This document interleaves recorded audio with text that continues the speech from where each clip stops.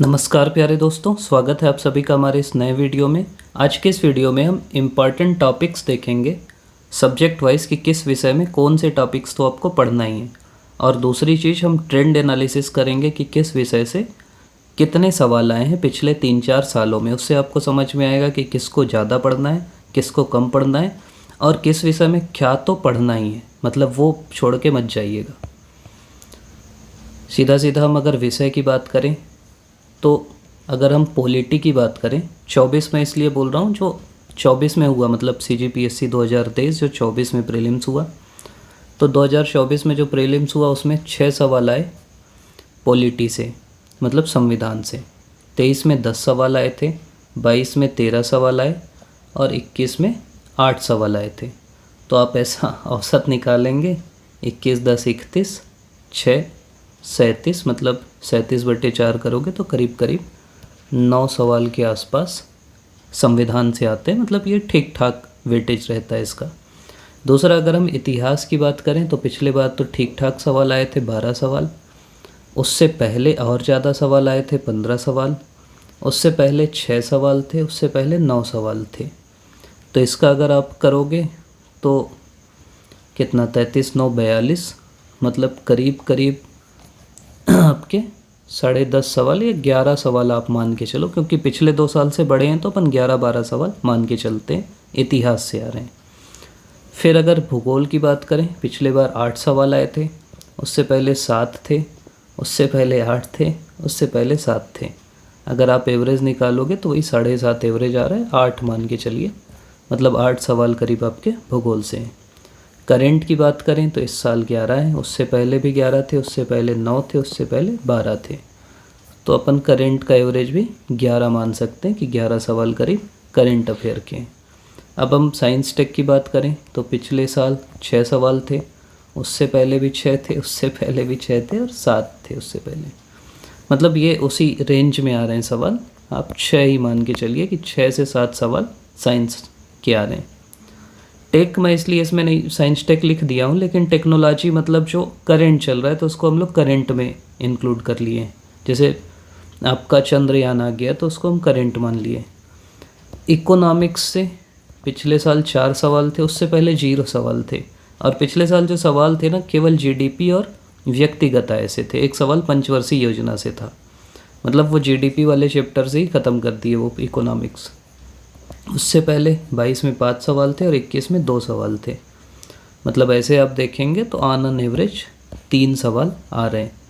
Environment की बात करें तो 3 सवाल थे, उससे पहले 1 सवाल था, उससे पहले सवाल था ही नहीं, और 21 में 3 सवाल थे, मतलब ऑन एन एवरेज 2 सवाल इन्वायरमेंट से आ रहे हैं। तो ये एवरेज है जिससे सवाल आ रहे हैं। अब आपको यहीं से मैं बोलूँगा कि देखिए, एक कथन है अब्राहम लिंकन का कि give means 6 hours to chop down a tree and I will spend the first 4 sharpening the axe. मतलब अगर आप मेरे को 6 घंटे देंगे किसी भी पेड़ को काटने के लिए, तो शुरू के 4 घंटे मैं अपनी कुल्हाड़ी में धार तेज करूँगा। तो आपको ना, मतलब आपको पता है कि यार ये काम है। अब आप अपनी जो रणनीति बनाओगे ना, वो इसी हिसाब से करो कि यार किसको कितना समय देना है, क्या वेटेज देना है। तो आपको समझ में आ रहा है कि हिस्ट्री, इतिहास, फिर करंट, फिर आपको क्या दिख रहा है, संविधान, फिर भूगोल।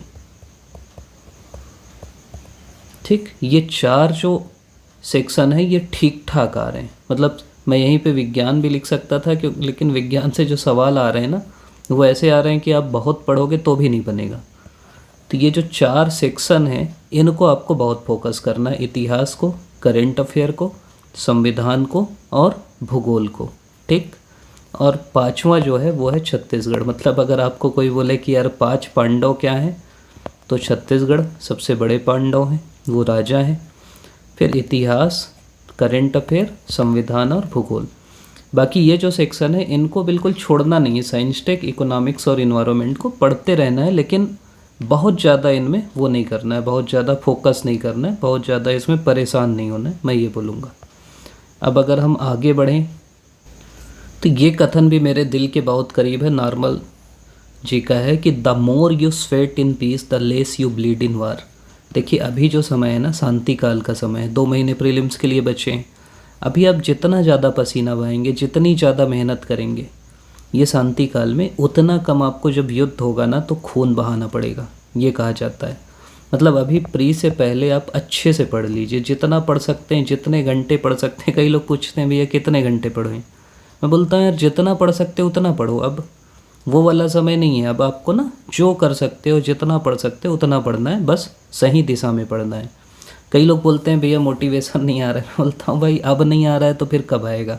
अब तो ऑप्शन भी नहीं है ना, हर कोई लगा है प्रीलिम्स में। आपको मैं सीधी सीधी बात बोला कि पिछले बार जो मेंस दिए हैं ना, उनमें से 4 5 6 लोग को छोड़ के जो डिप्टी कलेक्टर बन रहे हैं सब प्रीलिम्स फिर से दिलाएंगे। और पोस्ट तो करीब करीब थोड़ी सी बढ़ी है, तो मतलब ये है कि यार वो तो दिलाएंगे ही और उनके होने की संभावना ठीक ठाक है। तो फिर ना स्कोप कम है, मतलब सेलेक्ट होने की संभावना आपकी कम है। अगर आप इससे पहले सेलेक्ट नहीं हुए तो आपको मेहनत ज़्यादा करना है, ठीक। मतलब अभी खूब पसीना बहाना है, खूब मेहनत करना है। अब अगर हम टॉपिक देखें कि कौन कौन से टॉपिक आपको पढ़ना है, तो एक एक करके देखते हैं। सबसे पहले संविधान का देख लेते हैं। इनसे सवाल आए हैं पिछले 7-8 साल में जो हम लोग एनालिसिस कर रहे थे। पहला अपन विधायी प्रक्रिया देख लेंगे। विधायी प्रक्रिया में सवाल आए हैं विधेयक से। विधेयक मतलब कि वित्त विधेयक, संविधान संशोधन विधेयक, धन विधेयक, इनकी प्रक्रिया, वित्त विधेयक टाइप 1, वित्त विधेयक टाइप 2, इस टाइप के सवाल इनसे। दूसरे सवाल आए हैं आपके कोरम से। कोरम तो छोटी सी चीज़ है, 10% कोरम होना चाहिए। कोरम मतलब होता है कि जैसे बैठक है तो अगर 100 लोग किसी भी सदन में हैं तो उनके कम से कम 10 लोग बैठे। अब 100 लोग हैं, 2-4 लोग जाके बैठक कर लिए तो दिक्कत है ना, तो कम से कम 10% होना चाहिए। समिति जैसे लोक लेखा समिति है, एस्टीमेट समिति है, ये जो अलग अलग समिति है ना, पब्लिक अकाउंट समिति जो लोक लेखा बोलते हैं, प्राक्कलन समिति, तो आपको पता रहना चाहिए कि यार किस में कितने सदस्य हैं, कितने लोकसभा कितने राज्यसभा से। फिर लोकसभा राज्यसभा का ना सीट पूछ रहा है, पिछले 2-3 बार सवाल पूछ चुका कि जमाई ये राज्यसभा के घटते क्रम में।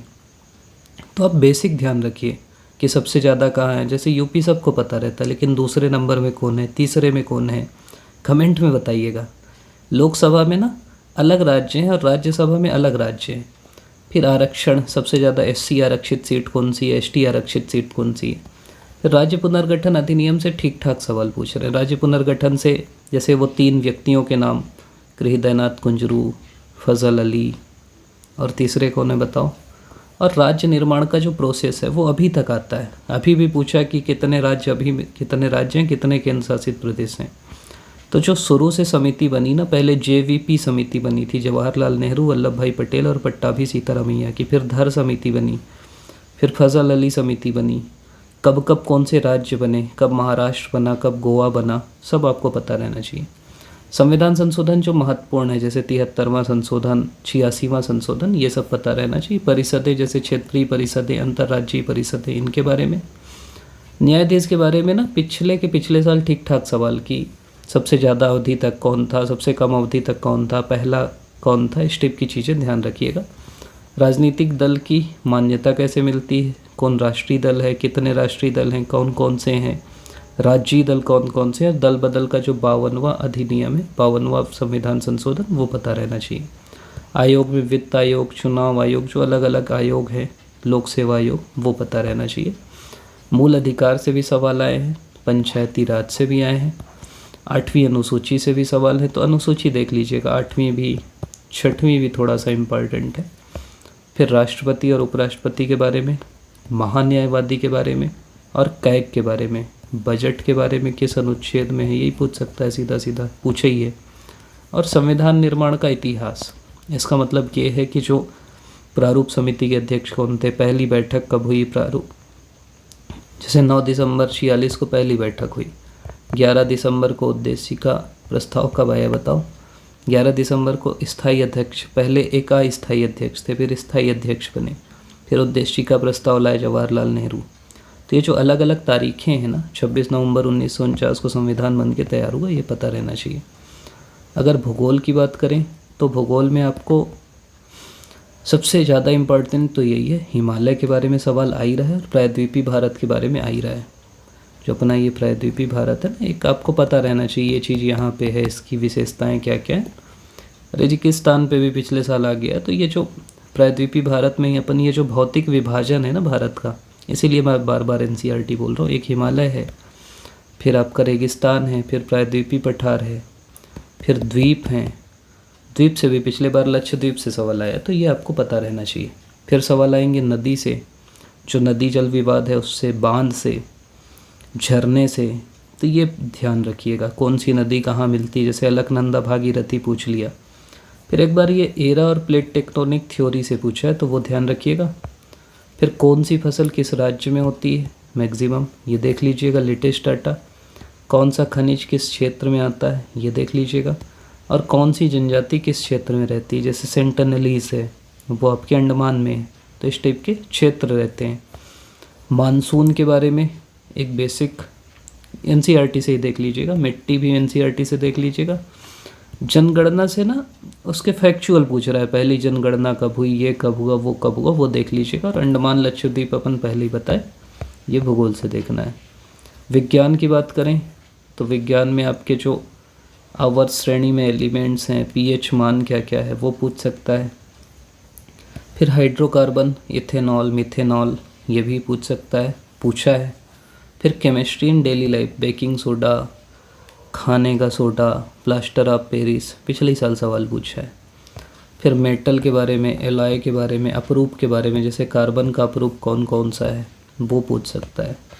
बायोलॉजी में बेसिक जैसे विटामिन के बारे में, हार्मोन्स के बारे में, जैसे ऑक्सिन है, जिब्रेलिन है, जीन्स के बारे में, वायरस के बारे में, और प्रकाश संश्लेषण जो बेसिक कॉन्सेप्ट है उससे सवाल पूछता है। फिजिक्स अगर अपन बात करें तो एक लाइट का रिफ्लेक्शन, रिफ्रैक्शन, दर्पण और ध्वनि के बारे में।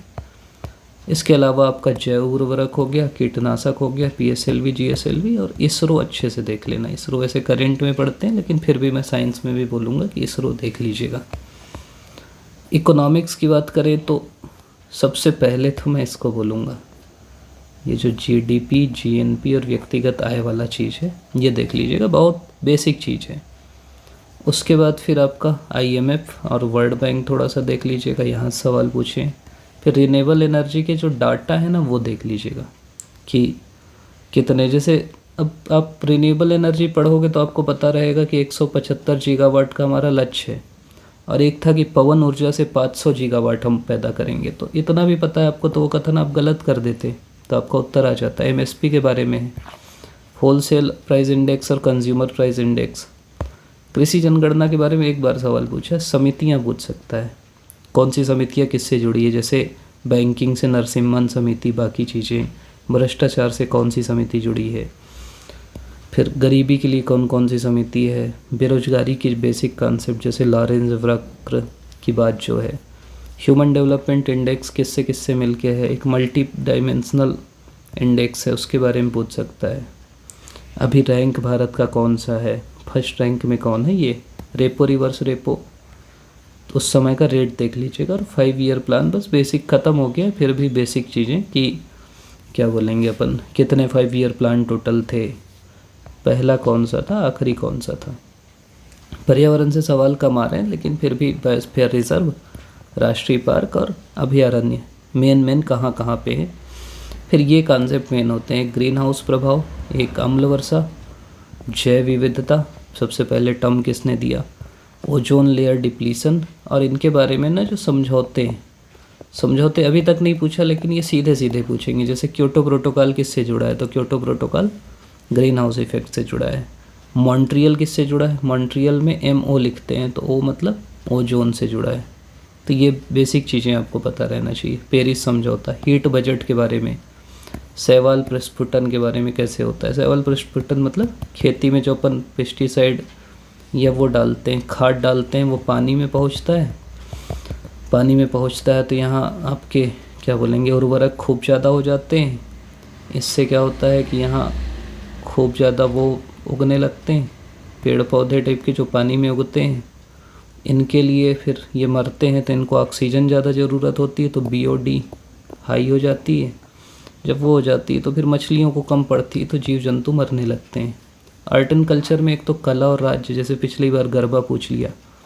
फिर मंदिर पूछ सकता है कि कौन सा मंदिर कहाँ पे है। मंदिरों की वास्तुकला पिछली बार पूछा कि कौन सी मंदिर द्रविड़ में है, कौन सी नागर में है। फिर आधुनिक कलाकार जैसे राजा रवि वर्मा, और बुक और उनके ऑथर, ये पूछ सकता है। इतिहास में अगर अपन बांटें तो प्राचीन में आपका बौद्ध और जैन धर्म, एक एक सवाल आते ही हैं। बौद्ध से एक सवाल, जैन से एक सवाल। प्राचीन दर्शन में चावार्क, षड दर्शन और शंकराचार्य, ये इंपॉर्टेंट है। दर्शन के बारे में एक वीडियो हम लोग का कि जितने प्रीवियस ईयर सवाल हैं सभी हम लोग कवर किए हैं। फिर साहित्य पूछ सकता है, कौन क्या लिखा, गुप्त काल, मौर्य काल और यात्री। ये यात्री जरूरी हैं, जो यात्री आए ना मध्यकाल तक, सभी आपको पढ़ने। मध्यकाल में आपका मुगल काल, उसके बाद सल्तनत काल, भक्ति और सूफी आंदोलन, जो भी संत हुए, विजयनगर और बहमनी में राजा बस। जैसे पिछली बार बोला कि सालू वंश, तुलु वंश किस साम्राज्य से जुड़े, सीधा सीधा विजयनगर कर दिए अपन। मराठा और वास्तुकला, मतलब ना बिल्कुल बेसिक सवाल पूछ रहा है, आप एक बार पढ़ लोगे ना तो बन जाएगा। आधुनिक में कांग्रेस के अधिवेशन कौन कौन से हुए, पहला अधिवेशन कब हुआ, पहले मुस्लिम प्रेसिडेंट, पहले पारसी प्रेसिडेंट, पहली महिला अध्यक्ष। फिर 1909-1935 का अधिनियम, पिछले भी पूछ रहा है तो अधिनियम देख लीजिएगा। अधिनियम हम लोग का अच्छा वीडियो है एक, मतलब प्लेलिस्ट में भी मिल जाएगा, आप समझ जाओगे पूरी कहानी। सामाजिक राजनीतिक संस्थाएं और उनसे जुड़े लोग, जैसे आर्य समाज, ब्रह्म समाज, दयानंद सरस्वती, विवेकानंद। पत्र पत्रिकाएं कौन सी कब निकली। आंदोलन में किसान आंदोलन, जनजातीय आंदोलन, और एक जमाने का देख लीजिएगा कौन सा आंदोलन कब हुआ, नील विद्रोह कब हुआ, वो क्रम में देखता है।